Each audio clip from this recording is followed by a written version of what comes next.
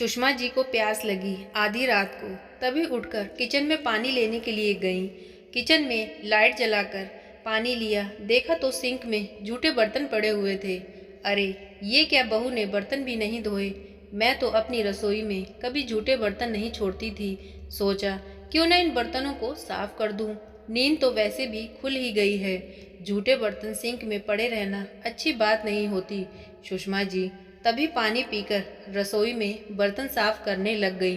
बर्तन की खटर पटर की आवाज़ घर में गूंजने लगी। बहू के कान में आवाज़ पड़ी, अरे इतनी रात को बर्तन कौन साफ कर रहा है। बहू ने बड़बड़ाते हुए अपने पति निखिल से कहा, देखो ना निखिल, रात को सोने भी ठीक से नहीं देते। पता नहीं किचन में किस चीज़ की आवाज़ आ रही है, आप जाकर देखो ना।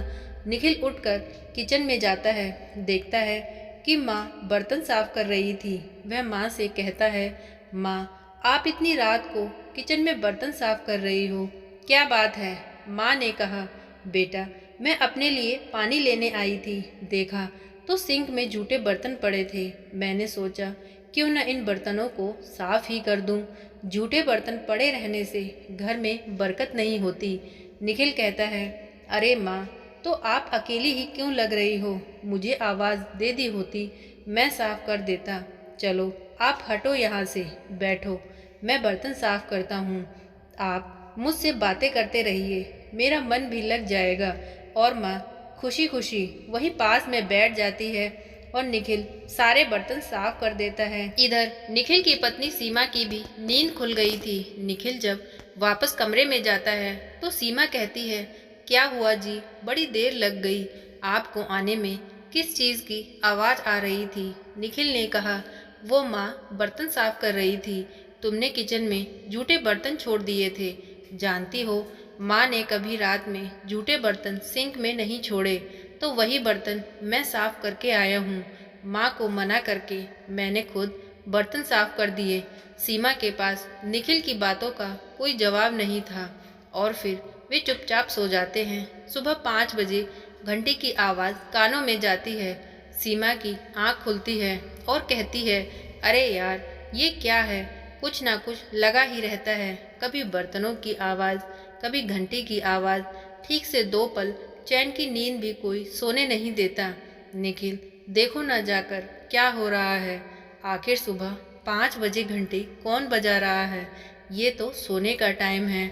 इस वक्त कोई खुद न सोकर दूसरों को भी नहीं सोने दे रहा। सच में यार, मैं तो बिल्कुल भी नहीं सो पा रही। रात में बर्तनों की आवाज़ आ रही थी और अब ये घंटी की आवाज़, पूरा दिमाग खराब हो गया। निखिल उठकर देखता है तो माँ घर में पूजा कर रही होती है। निखिल बाथरूम में जाता है और नहा धोकर माँ के साथ पूजा में खड़ा हो जाता है और पूजा करने लगता है। इधर सीमा उठकर देखती है कि निखिल वापस नहीं आया। वह देखती है कि मंदिर में माँ और निखिल दोनों ही पूजा कर रहे थे। सीमा दोनों माँ बेटे को पूजा करते देख वापस कमरे में सो जाती है। निखिल कमरे में आता है तो वह उससे कहती है कि मैंने आपसे कहा था शोर शराबे को बंद करवाने के लिए, लेकिन आप तो नहा धोकर खुद माँ जी के साथ पूजा कर रहे थे। तभी निखिल कहता है, सीमा जो काम तुम्हें करने चाहिए वह सब काम माँ अकेले ही कर रही है। तुम्हें तो अपना कोई फर्ज, कोई काम याद ही नहीं है। मैं तुमसे तो कुछ नहीं कह सकता, पर कम से कम तुम्हारी जगह मैं तो काम कर सकता हूँ। जानती हो मैंने तुमसे शादी इसलिए की थी ताकि शादी के बाद मेरी माँ के कंधों पर से जिम्मेदारी का कुछ बोझ हल्का हो जाए। पर नहीं, तुम्हें तो सिर्फ अपने आराम की पड़ी रहती है, या तुम्हें सिर्फ अपने ही सुख चैन की परवाह है और किसी की नहीं। घर में तुम्हारे होते हुए माँ घर में काम करती है, मैं तुम्हें काम की बोलूँ, इससे अच्छा मैंने सोचा मैं खुद ही माँ की मदद कर दूँ। रात को तुम्हें किचन में जूठे बर्तन नहीं छोड़ने चाहिए जो कि तुम रोज़ छोड़ देती हो। आखिर तुम वह बर्तन माँ के लिए ही तो छोड़ती हो।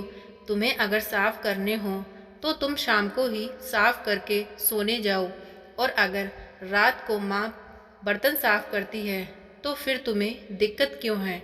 मैं माँ को इस उम्र में अकेले काम करते हुए नहीं देख सकता, इसलिए मैं खुद बर्तन साफ कर देता हूँ। तुम घर की लक्ष्मी हो, सुबह उठकर पूजा पाठ करना तुम्हारा फर्ज है, लेकिन नहीं, वह भी तुम सुबह नहीं उठती। ये सभी काम माँ अपनी जिम्मेदारी पर देखती है। हमने बचपन से माँ को देखा है। तुमने ये सोचा भी कैसे कि तुम्हारी बातों में आकर मैं माँ से कुछ भी बोलूँगा? मैंने कभी अपनी माँ के सामने जुबान नहीं खोली और ना ही खोलूँगा।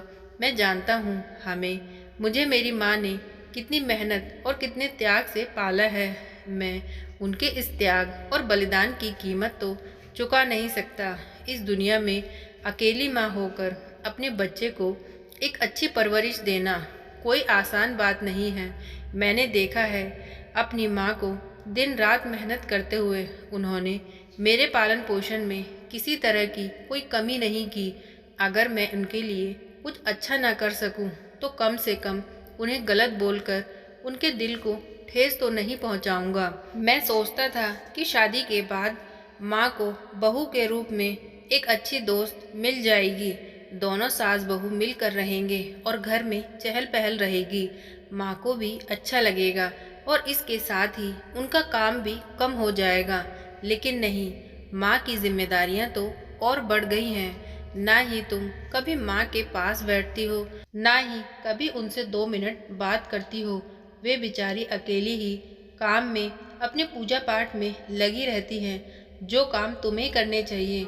अगर तुम नहीं करोगी तो मैं बेटा होने के नाते बहू और बेटे दोनों का फर्ज निभाऊंगा। निखिल की बात सुनकर सीमा को अपने ऊपर शर्म आने लगती है। वह निखिल से कहती है, निखिल, आपने सच में मेरी आंखें खोल दी। अगर आज मेरे कहने पर आप माँ जी से कुछ भी अपशब्द कहते तो मैं भी कल से माँ जी की इज्जत नहीं करती। लेकिन आपने मेरी बातों में ना आकर अपने बेटे होने का सही फर्ज निभाया। सच में मुझे अपने आप पर शर्म आ रही है और आपके संस्कार और माँ जी की अच्छाई को देखकर मेरा भी मन कर रहा है कि मैं भी आप लोगों के साथ आपके तरीके से रहूं। और फिर सीमा अपनी सासू माँ से और निखिल से अपनी गलतियों के लिए माफ़ी मांगती है। निखिल उसे माफ़ कर देता है। सासू माँ भी कहती हैं कि माफ़ी किस बात की, मैं तो तुमसे कभी गुस्सा थी ही नहीं। कोई भी लड़की जब किसी घर में बहू बनकर जाती है तो उसे घर के नियम और कायदे जानने में समय लगता है। मैं तो सिर्फ तुम्हें वही समय दे रही थी कि समय रहते तुम सब कुछ खुद सीख जाओगी। मुझे तुम पर पूरा भरोसा है। तुम मेरे इस घर को बहुत अच्छे से संभाल लोगी। और उसके सिर पर हाथ फेरते हुए सुषमा देवी अपनी बहू सीमा को गले से लगा लेती हैं। दोनों सास बहू को गले लगा देख निखिल को बहुत अच्छा लगता है। आज उसे ऐसा लग रहा था कि सच में वह अपनी पत्नी को जो कुछ भी समझाना चाहता था वह सब कुछ समझ गई थी। आखिर सुषमा देवी के संस्कार रंग लाए। सुषमा देवी भी अपनी बहू के इस बदलाव को देखकर मन ही मन बहुत खुश हो रही थी। आखिर ऐसी बहू की कल्पना ही तो उन्होंने अपने मन में की थी। तो दोस्तों, ये थी इतनी सी कहानी। आज की कहानी आपको कैसी लगी प्लीज़ कमेंट करके बताएं। प्लीज़ वीडियो को लाइक करें, चैनल को सब्सक्राइब करें। Thank you.